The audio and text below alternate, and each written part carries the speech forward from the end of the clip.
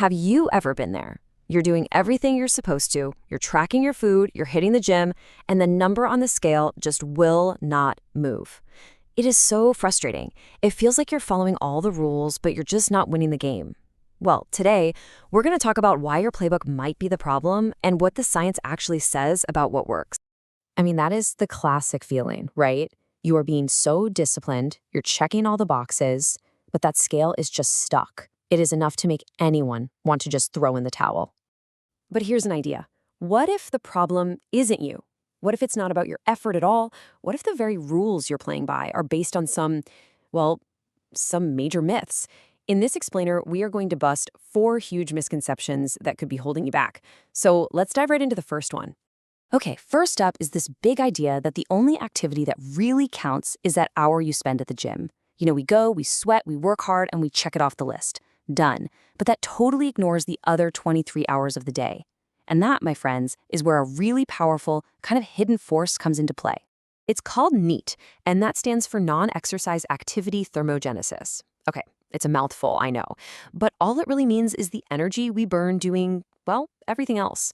We're talking about walking to your car, typing, doing chores around the house, even just fidgeting in your chair. It's literally the energy of living your life. So let's look at where our energy actually goes. This is fascinating. Most of it, the huge chunk, is just your base metabolism, the energy it takes to keep you alive. Then a little bit, maybe 10%, goes to digesting food. But look at that activity slice. It's split between your official workout and NEAT. And for a lot of us, that NEAT portion is a way bigger piece of the pie than we ever imagined. And get this. This is wild. The difference in daily calorie burn from NEAT just from these little movements between 2 people of the exact same size can be as high as 2,000 calories a day. No, that is not a typo. 2,000. That's the difference between someone who's up and about all day versus someone who's mostly sedentary outside of their workout. The impact is absolutely enormous. So how do you actually tap into this? It's way simpler than you think. It's not about adding another workout. It's about finding small ways to move more. Use a standing desk. Always take the stairs. Park a little farther from the store. Heck, even fidgeting or having a good laugh counts. These aren't workouts. They're just little deposits into your energy bank all day long. All right, let's move on to myth number 2. Now, this one can be a little sensitive, but it's really about a universal human thing. We all think we have a pretty good idea of what we're eating and how much we're moving, but our perception, it can be a little bit off. Let's go back to a classic study from 1992. Researchers found a group of people who called themselves diet resistant.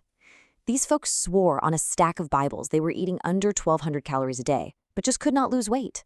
So the researchers said, okay, let's see what's really going on.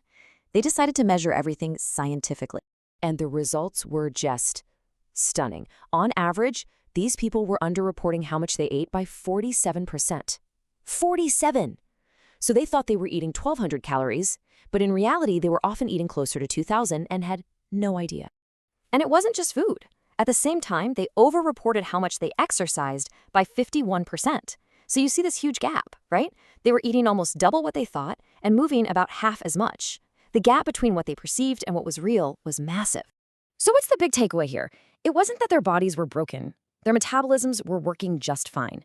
It was simply a reporting issue. And this is so important. It is a completely normal human thing. We all do it. We forget that little handful of almonds or the splash of cream in our coffee, and we tend to remember our workouts as being a little more intense than they actually were. It is not a moral failing. It's just how our brains are wired, which actually leads us perfectly into myth number 3, the terrifying idea that dieting will permanently break your metabolism. You hear this everywhere, right? That as you lose weight, your metabolism slows to a crawl, and that's why it's so easy to gain it all back. So let's see what the actual data has to say about that. So the scientific name for this is metabolic adaptation. And it's true. As you lose weight, your metabolism does go down. I mean, a smaller body just needs less fuel to run. But the real question is, does it drop more than it should? Does it drop in a way that's actively working against you? Well, a really well-designed study from 2020 came to this pretty powerful conclusion.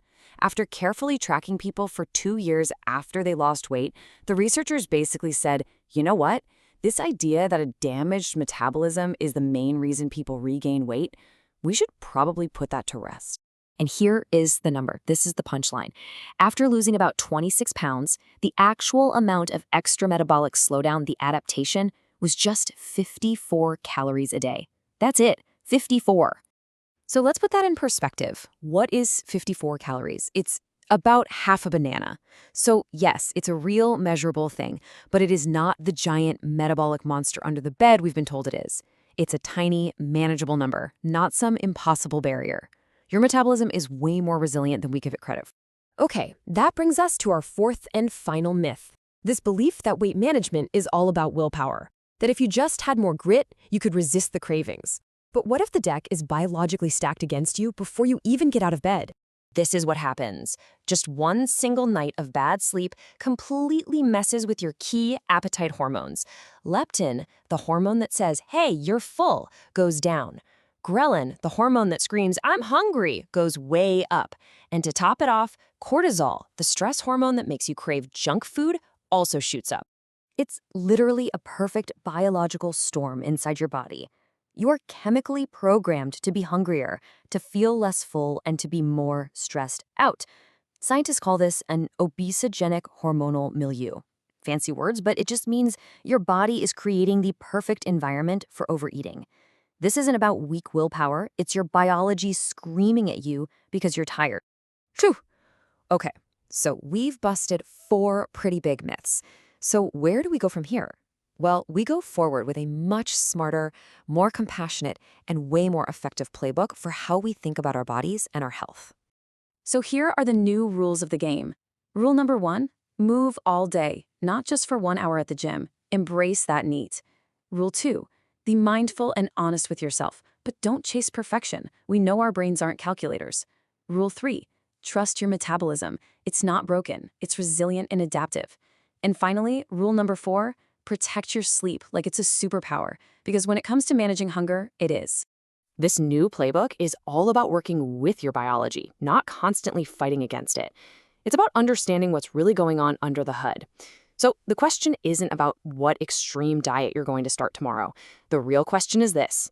Now that you have a new playbook, what's one small, simple change you're going to make?